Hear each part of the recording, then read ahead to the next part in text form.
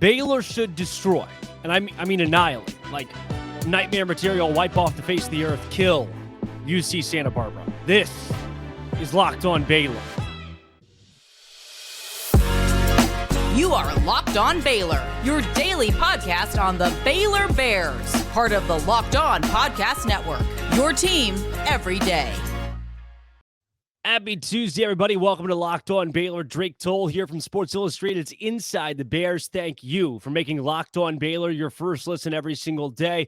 I am wearing my ATO garb, my jersey today. I'm only an ATO for 2 more months. It's kind of sad. I paid a lot of money for this stuff because I have my intramural tennis match coming up. Wouldn't you know? My first 3 opponents, three opponents, have all forfeit.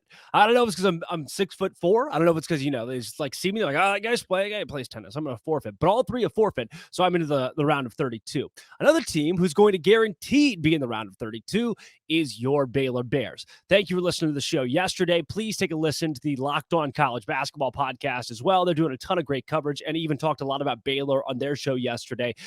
It is March. I keep saying my roommates they're tired of me saying it, that it is March. And anything can happen. So I am going to divert from the title, divert from the open, and tell you why Baylor will lose to UC Santa Barbara. I know you're thinking, oh, Drake, I don't know why you're saying it, but you did. All you've said is that Baylor's going to kill UC Santa Barbara. Why would you change your mind about the Gauchos? And I'm not going to. I am going to lie to you. I'm going to lie to myself for the next 6 minutes to convince all of us that UCSB has even a remote fighter's chance to beat Baylor. But there are some analytics that scare me. If you know me, if you listen to the show, you know that I love analytics. And I love Haslametrics. I love shot quality. I love Evan Mia. I go everywhere to all of those for these. And here are places where I have picked apart Santa Barbara, UC Santa Barbara being better than Baylor. Number 1, UC Santa Barbara only has 7 losses. Baylor has 10. That means nothing. Strength of schedule, and we'll get into this later. Strength of schedule for Baylor is 6th. UC Santa Barbara is 212th in America. So that explains the record first and foremost. Here is what is scary.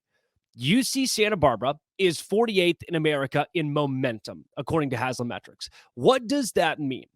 Well, it is the thing that Baylor, for some reason this year, has not been able to do, and that's go on runs. We have talked for years about the Scott Drew run of death.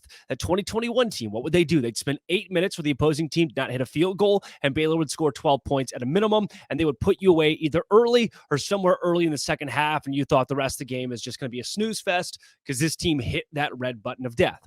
Baylor does not have the red button of death this year. Where the Bears rank in momentum is 334th out of 363 teams. They are terrible. Baylor is terrible, god-awful at going on runs. Those are the numbers. Consistency. UC Santa Barbara is 106th in the nation. That's top 3rd. And, it doesn't seem elite. I wouldn't say it's elite. But here's where they beat out the Bears. Baylor, consistency. Again, this goes back to not being very good at runs. 341st most consistent team in America. Only 22 teams are less consistent than Baylor. That is not good. The overall style of play, not just win-loss record, but style of play away from home. UC Santa Barbara is 85th in the nation. Baylor, 347th. Now, the Bears went, 5-5 on the road this year? 5-5 at least on the road. Yeah, 5-5 on the road. So I really didn't consider Baylor to be a bad road team. They haven't been a team that's sinking when they go to opposing arenas. You saw the Oklahoma State game where they dominated a couple weeks ago. We've seen them go on the road and beat TCU. They went on the road and beat Oklahoma, West Virginia. They've won some good road games. One at Texas Tech, one of the toughest places to play. But as metrics go, it's a Baylor team that struggles play-wise on the road. Pace of play, too, I didn't know this. Baylor is 262nd in America in pace of play. So I started thinking, I said on the show yesterday, Baylor needs to speed UC Santa Barbara up. UC Santa Barbara, one of the slowest teams in America at 302nd, but they're really not all that far off from Baylor.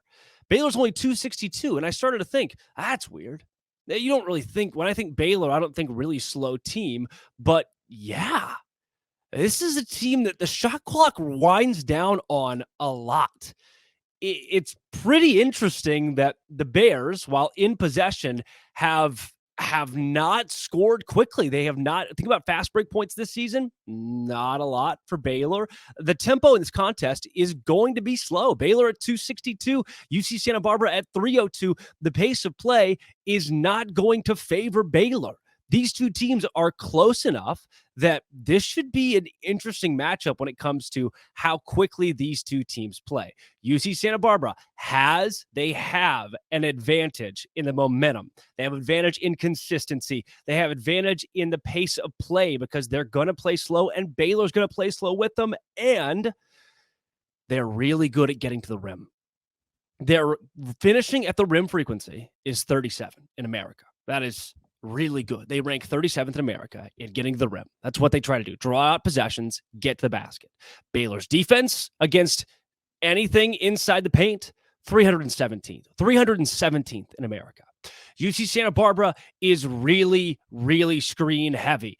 They are 48th in America in off-ball screens. They are 57th in America in cut frequency. They are 84th in post-up frequency. They're going to try to play big basketball. Baylor, in defending each of those categories, Baylor's 345th against the cut. Baylor is 230th defensively against the post-up frequency. There are a lot of things this UCSB team does. They find holes in defenses, and Baylor's defense, I don't know if you knew this, has had a lot of holes. So UCSB is better than Baylor based on who they play, who they have played, then in these categories. They're better than Baylor in these. There are like 5 areas, pretty key areas, where UCSB has the advantage going into this game. And it is, I don't know if I've said it enough, it is March. Anything can happen in March. And I am scared of what UCSB brings into this game based on them being so much better at Baylor in those 5 key categories. I'm scared of this matchup. I am not scared, though, of one of my favorite sponsors, I should say, FanDuel. Oh, baby. We are to that point. The NCAA Tournament, NCAA March Madness, no sweat first bet, $1,000. That is a bonus bet. If your bet doesn't win, you get $1,000. But you know what happened? If your bet doesn't win, I will send you a Big Red. I will send you a 100-calorie, so sweet, so smooth, established in 1937 in Waco, Texas, 7.5 ounce Big Red. If your bet doesn't hit. On top of that, I'm going to take a sip. It's not good. It's terrible. Big Red is so bad. It is terrible. It tastes like bubble gum in liquid form. I hate it. It is so bad. But I'll send you one because I'm not going to drink it. And you'll get $1,000 back in a no sweat first bet. So put $1,000 on Baylor to cover 11 or wherever it is today. It's going to keep changing. And if it doesn't hit, you get $1,000 back. $1,000 because it's not going to hit. Remember, I told you because UCSB is so good. This app, FanDuel, it's safe, it's secure, it's super easy to use. You can bet on everything from money lines to point scorers to 3-pointers drained.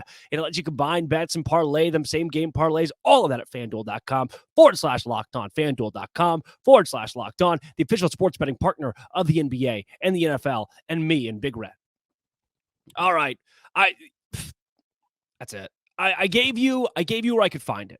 I did a deep dive, a search, I want to know everything about this UCSB team. Here's what would scare me. But I got to be honest with you. That was all kind of a farce. I was lying. I wasn't telling the truth. I think Baylor's going to win this game by a lot of points. The 11-point spread. Yeah, before I even get in the analytics, my buddy remarked to me, and I think he makes a great point here. He said, Drake, Baylor's beaten some really good basketball teams this season by 11 points or more. And I said, yeah, that's a great point. He said, think about this. You look at the Baylor schedule this year and what they've done to some Big 12 teams. They've dismantled some Big 12 teams. Earlier in the season, they had a killer victory at home against Oklahoma State. They've beaten Kansas by 6. They beat Texas Tech at home by 27 points, beat Oklahoma at home by 10. They beat West Virginia at home by 12. There are a lot of double digits. Texas at home by 9. There are a lot of high scoring, big wins for Baylor. And you're telling me that UC Santa Barbara is as good as Texas? You're telling me UC Santa Barbara is as good as Oklahoma or West Virginia? They would be the last place team in the Big 12, and it wouldn't even be close. So why would Baylor not win by 11 points? And I said, you know what? I can't argue with that. I cannot argue with that. So I like Baylor minus 11. Then before I even get the analytics out, I like Baylor minus 11 because they have beaten really good teams by 11 that are exponentially better than UC Santa Barbara. I think this UCSB team is seated too high. First thing I point to is the strength of schedule, 212th in America. That's not good. It's not good. They are 101st. They're 101st rated team, according to Haslametrics, in the nation, which is far worse than any Big 12 team that exists. This team has lost to Northern Arizona by 9. They have lost to Duquesne by 11. They lost to UC Riverside. They lost to Cal State Northridge, UC Irvine, Riverside again, Cal State Fullerton. How many teams have lost to Cal State Fullerton and you thought, well, crap, Baylor's got to play them? I mean, what? There are no marquee wins here. This team's played nobody. This team's played nobody close to what Baylor brings to the floor. Maybe Duquesne. That's the A1 game pretty much on their resume at this point. They played Fresno State at home. Fresno State's not bad. Duquesne's the 112th best team in America. That's the toughest team they've faced. Them or UC Irvine. And they haven't faced either of those teams in a couple months. The conference tournament, they beat Cal Poly by 10. Cal Poly, the 268th best team in America. This team's resume is awful. Awful.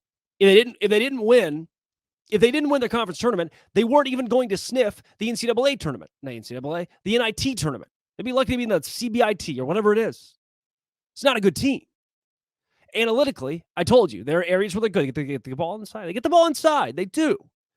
Baylor, off the dribble three-point frequency is 20th. It's 20th.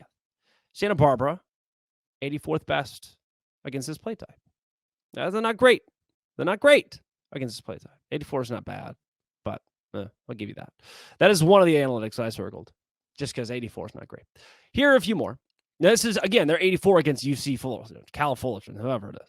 Baylor's finishing at the rim frequency is 37, which is higher than I thought it would be. Santa Barbara at stopping that, 228. Baylor's going to be able to. They're probably not going to, but they're going to be able to bully UC Santa Barbara inside if they want to. Baylor's ISO frequency is 50th in America. UC Santa Barbara's 114th at guarding it. These are numbers that if you're a UC Santa Barbara fan, you want to be better than Baylor. Like Baylor's cut frequency is 109th in America. Their ball screen frequency is 60th in America. If I'm UC Santa Barbara, I want my rank defensively to be better than that significantly if I'm going to upset Baylor. The keys aren't there for an upset. This team's they have the momentum factor. Baylor could get up by 15 and UC Santa Barbara could pull it back within 7. I can see that happening. But there's not something about this UCSB team that I look at and say, okay, defining factor where they're going to beat Baylor here. They are not a perfect team. I don't love them at the free throw line. I think Baylor has the advantage there. Baylor certainly has the advantage at finishing three-pointers. They've got the size advantage. They've got the mid-range advantage. They've got the off-the-dribble three-pointer advantage. They are the superior team in this matchup, far and away. Strength of schedule for Baylor is 6th. Their quality of record is 21st. Their average rank this season is 13th, according to the metrics. 112th for UC Santa Barbara. They are the 20th best team in America per Haslametrics. They are 14th in shot quality. Everything major analytic that I want to look at and say, okay, what makes or breaks a game points to Baylor. The momentum factor doesn't make or break a game. The pace of play doesn't make or break a game for the Bears. Obviously, they're 262 in America.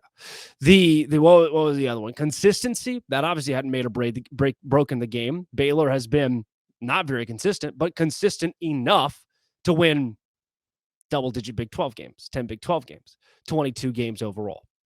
There is, I've tried to find one thing in the UC Santa Barbara resume. The only thing that I would give, the only thing that I think is close, is their ability to get the ball inside. If they can finish on Flo Thamba, which most teams have been able to, then they're going to be okay.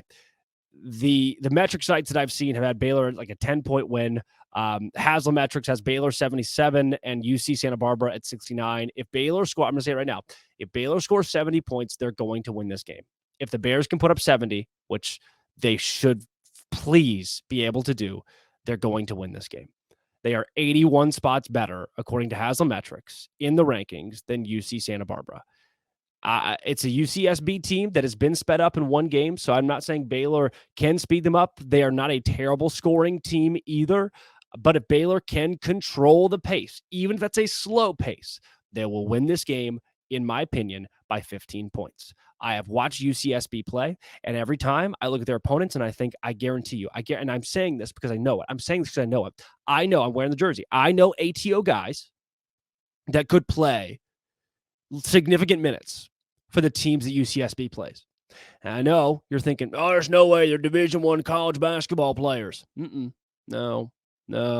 I know guys that grew up in Orange County that got offers to play for Cal Poly. I know guys got offers to play for Fullerton. I know guys that had a full ride to Oral Roberts. There are a lot of those mid-major teams. I say a lot. There are a good portion of those mid-major teams, those small teams. Go to LaSalle. Go to another one of those, Patriot League or whatever teams, American. There are a lot of guys who are just local hoopers who they're like, all right, we'll take you.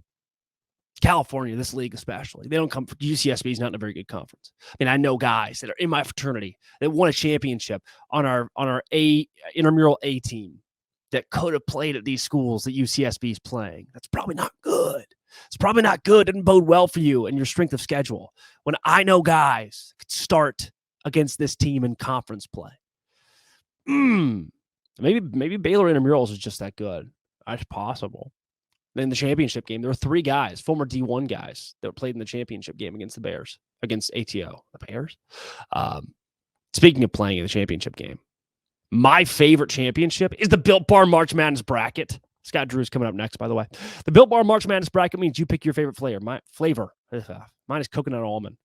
You go pick your favorite flavor, go to BuiltMarchMadness.com. BuiltMarchMadness.com. You vote for your favorite flavors. You know you'll be voting for the coconut almond, because I will be.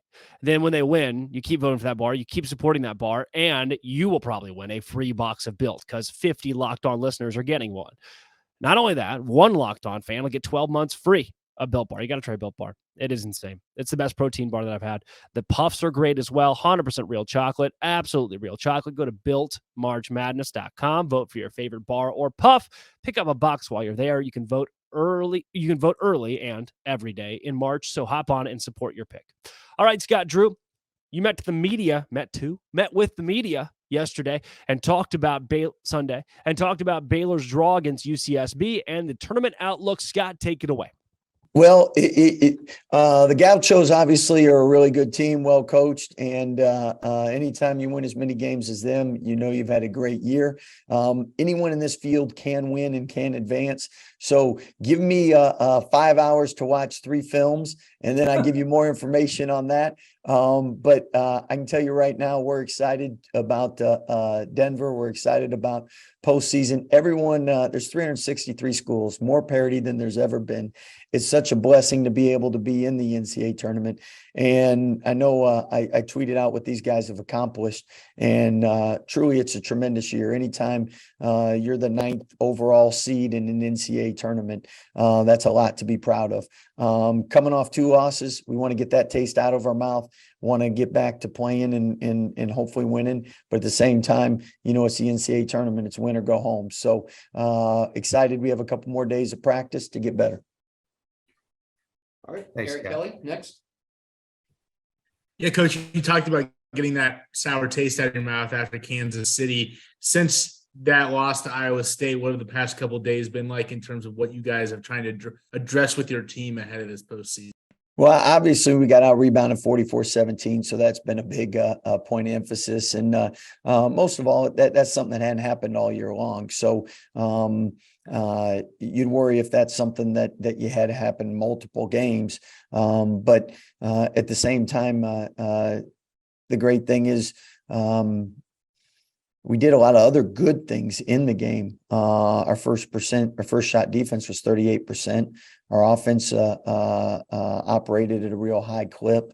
And for the first 2 times we played Iowa State, it didn't. We had great energy and team chemistry on the bench and everything. So really, we're just making sure that we're doing a better job blocking out, being more physical and more aggressive to 50-50 balls. And that's something we can work on all week to make sure we're ready for that area. All right, Michael Haig, you're up next.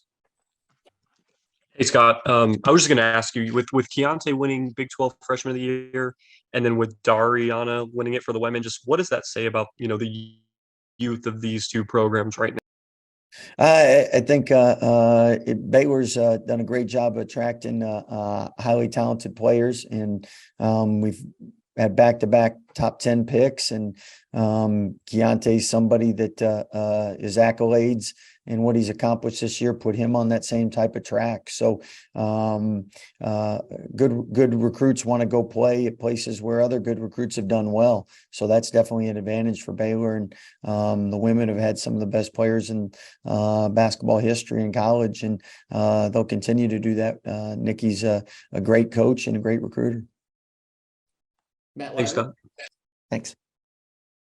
Hey, Scott. Obviously, Adam finished out that game, but how is there kind of an update on his ankle? And then are you expecting to have Langston back by the start of this tournament? Yeah, Langston sees the doctor tomorrow, and hopefully that's good news. As far as Adam, he's been practicing, and I mean, guys that are in leadership roles and have been in college as long as him, they're not missing these opportunities. I promise you that. Let's go to John Titel. Good evening, Coach. There's actually 2 Coach Drews in Denver, so I was curious, have you and Bryce ever coached in the same gym on the same day? And since you beat Gonzaga in December, are you going to give me tips? Yeah, great question. So the first thing is, yes, we've scrimmaged each other when he was at Vanderbilt. So and my dad was able to be there. We got a waiver so he could watch. I don't know who he was rooting for, but anyway, it is a blessing to be able to be in the same area. The other thing is, Coach Hughes a heck of a pickleball player. So I think we might have a game with me, my brother, dad, and him. So as long as Mark's my partner, we're good. All right, Andrew Miner, you're up next. Yeah, hey coach, congrats on making the tournament. Was curious, what have you done to address the physicality of going after loose balls, playing inside, rebounding in the past couple practices to make sure that everybody's dialed in for the NCAA tournament? The great thing is, as a coach, we always say you can learn from someone else's mistakes, which is better than learning from your own. Since we learned from our own mistake, we got a lot of proud players, proud coaches, and no one liked that feeling of being embarrassed on the glass. So I use it to touching a stove. Sometimes you touch a stove, you get your finger burned. Those people are a lot more cautious and careful around that stove than someone that just hears it's hot. So again, we haven't been embarrassed like that all season on the glass. So, but at the same time, you can imagine that we've had some physical spirited practices before our next game, what we've done and what we will continue to do. Thank you. Pearson L., you're up next.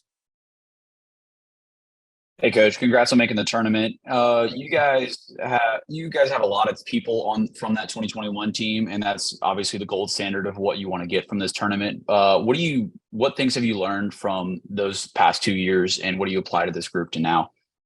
Well, I think with us, it goes back to our first tournament in 2008, and probably the Sweet 16 in 1998 for me with my brother hitting that shot to beat Ole Miss, and tournament games before that. So I mean, you use all your Sweet 16, your Elite 8, your first round games weren't successful, and you try to put all that in the memory bank and improve and not make same mistakes and then repeat success.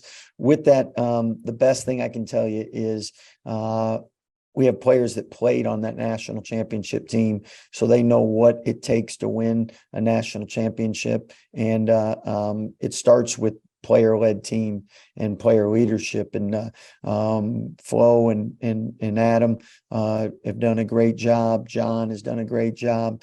And I know those guys will continue. And it's a greater sense of urgency, but just dealing with the distractions, the pressure that come along with the NCAA tournament. As far as coaches in particular, we like routines. So practices we did and practice plans we did where we were successful, we do the same thing. practice plans weren't successful, we change up. So you're constantly trying to duplicate what worked and reinvent what didn't work and find better ways to do things. So that's what we'll continue to do. I think it'll be the only year that the NCAA tournament hopefully is played in a COVID bubble. So if it ever has that situation again, we have the blueprint for that. That was Scott Drew, who will lead his team in action alongside Bryce. Bryce is in Denver this week. Yay. Scott and Bryce will they'll meet up. That makes me happy. I like Bryce Drew. Nice guy. I've had him on the show a couple times. Just quality, man. This has been Always Will Be. Come back tomorrow. We'll be talking more about UCSB and Creighton and Baylor and all those basketball teams. Maybe we'll talk about some football. Just kidding. This has been Always Will Be. Locked on, or baseball. Baylor. Thanks for making it your first listen every single day.